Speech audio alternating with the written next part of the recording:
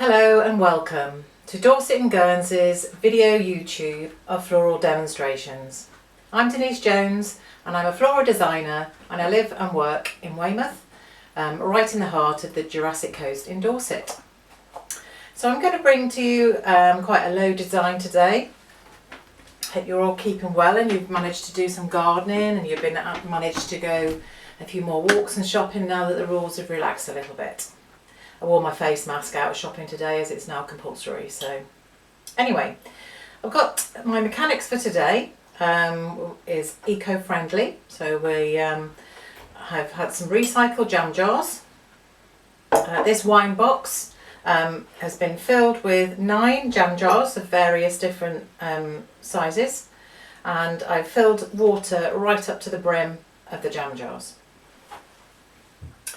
In between the jam jars I've got several little glass test tubes which are just dotted in amongst the jam jars, and they're full of water as well.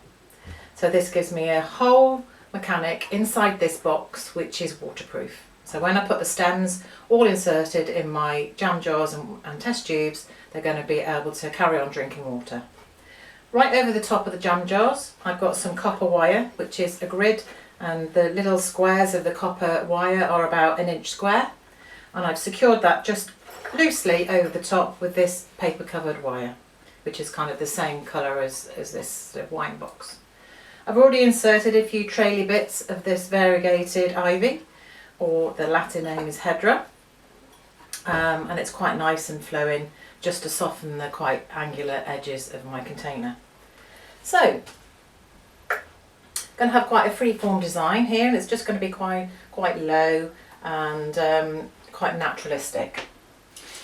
So my little box of tricks over here, I've got some Greenery, a nice limey green garden foliage. It's quite strong, it's quite a leathery smooth texture, and because the water jars are absolutely full to the brim of water, what we need to make sure is when you're inserting any of your flower stems or foliage stems that we remove the bottom few leaves so that it doesn't get slimy in the water. I've just cut several pieces off the bush in the garden, so I'm just going to place 1 or 2 and start building up like a lattice work of stems. So initially when you place them in, they might be a little bit wobbly, but the more stems that you place in through the grid, the firmer they will become. That's quite a long piece on that one. So I'm going to have that one just come in slightly out to the left. It's going to be quite slightly asymmetrical. So I'm just going to move my foliage out of the way and turn that around. I'm just going to build up this shape. Now because the Greenery doesn't have huge long branches. This is about the longest branches on the tree at the moment. They're quite short, so I don't need to cut too much off because this is literally how I've cut them from the shrub. And if you just look at your plant material, and I tend to try and just go the way that the plant material is flowing. They've had a little nibble. Some little bugs have been nibbling at them. And you just need to cut off those little pieces that have been chomped at.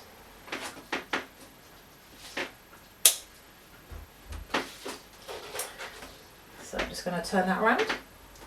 So it's just quite free form at the moment. Next we have some laurel.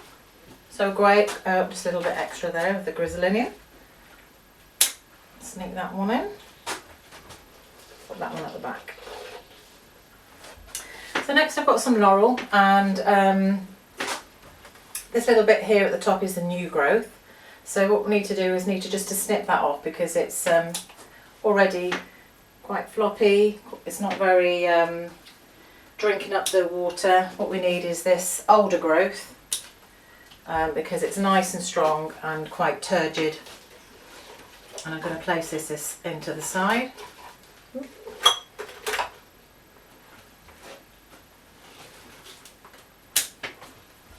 And it's a slightly darker green to the green of the Grisilinea.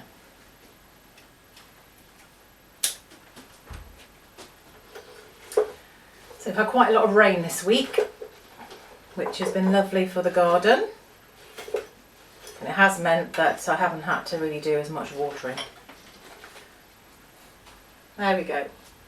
So just over to the right as you look, we've got the laurel, and then we've got a mixture of the Grisilinea there, and just the softness of the ivy coming through. I've got a little bit of rosemary here, so a different texture altogether. It's really nice to mix textures with your foliages and flowers. So this is a nice spiky rough texture, which is a nice contrast to the smoothness of the other leaves. And the scent from this is lovely. I really like using herbs in a lot of my designs. And what's really nice when you're using scented plant material, I always think when the design is finished and you have a memory of that design, when you then smell that flower or herb again, to me it conjures up those images back again. So just one or two pieces just to break up and a little bit of spikiness there throughout. Okay, so I'm just going to add some flowers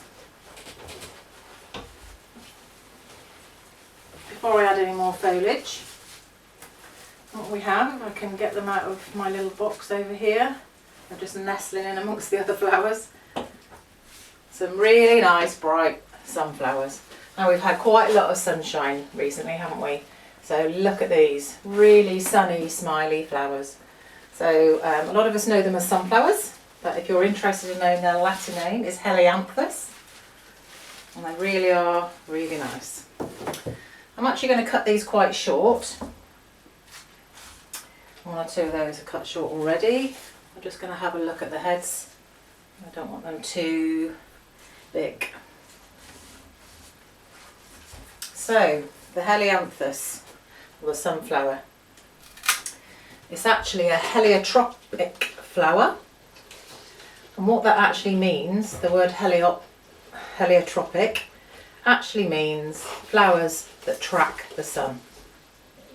So not only do their heads open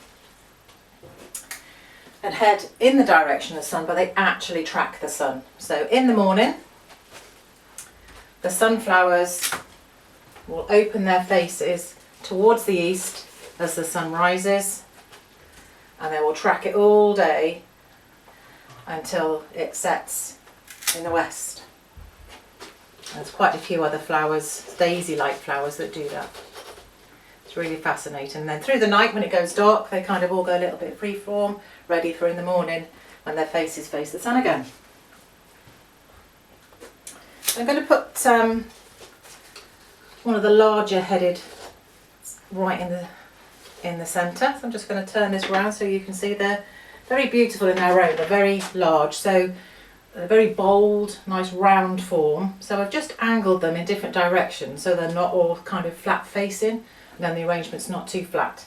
So they're all kind of in different directions and at different heights, just to add interest.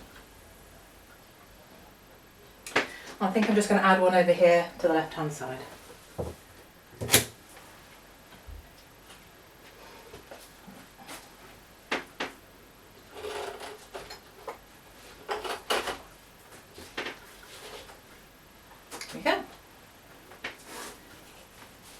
So a lovely colour combination is purple and yellow. So I've got some more round forms which will echo the round of the centre of the sunflowers. I'm going to move my little scissors out of the way. So as you can see, the roundness of the sunflower head in the centre is quite bold. So I'm just going to echo that with these alliums. And so alliums, if you smell them, they're actually from the onion family, same as the onion and the garlic family, so they're a little bit of a different scent.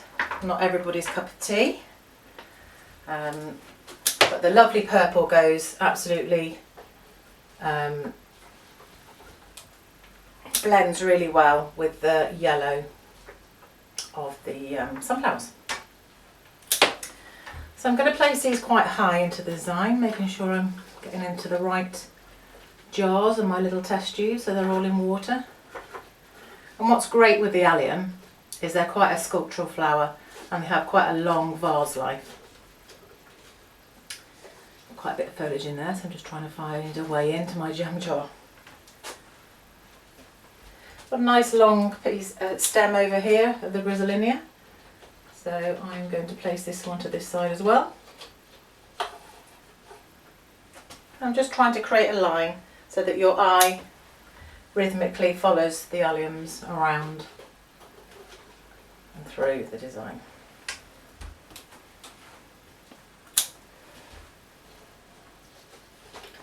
And what's lovely is the fact that these are all in water, so not is it only eco-friendly, but it's going to last a long time.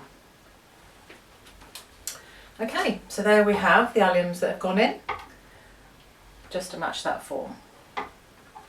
So we're just going to add a little bit of hebe, and this is the purple hebe, so that's going to also match the purple of the alliums.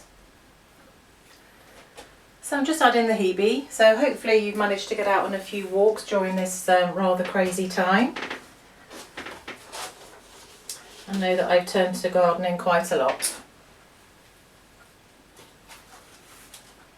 So the hebe is lovely, it's just taking your eye also through. It's a similar texture, very fluffy texture as the alliums. So it's really nice that the colour is just being brought through the design.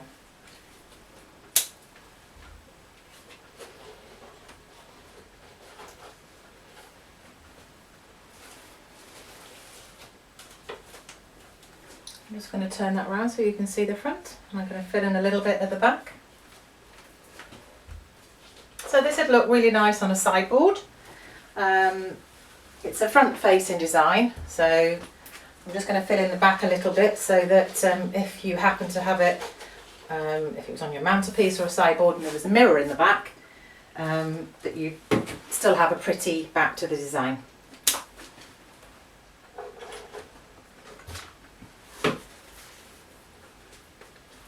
Okay, so one more little sprig of rosemary there, which I'm going to place in the front. And just as a contrast, just to license a little bit, give it a little bit of air and grace, I've got some lovely snapdragons here, or antirrhinums.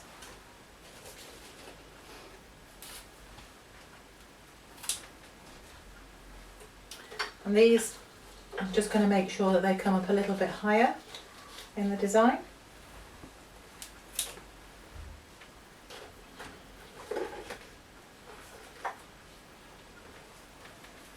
And again, just making sure that you take off your leaves just below so that they don't go into the water.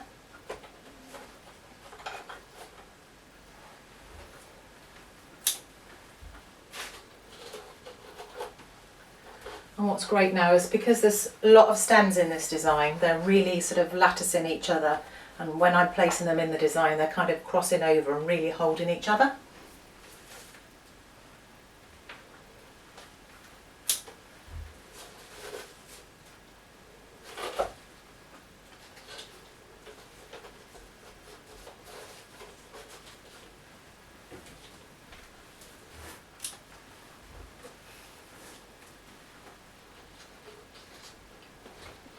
Really, really nice movement of the antirrhinums.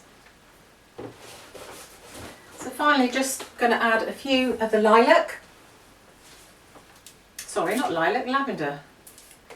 Lilac is a lot bigger than the lavender. So not only have we got some rosemary in here, we're going to have the lavender. Really sort of sunny, natural arrangement. You can imagine all these grown in a little window box and your sunflowers grown in your garden.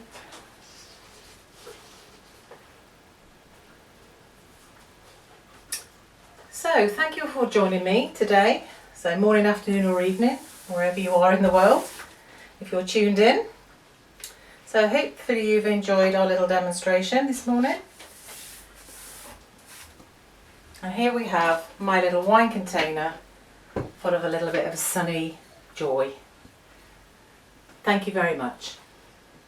Stay safe and happy flower arranging.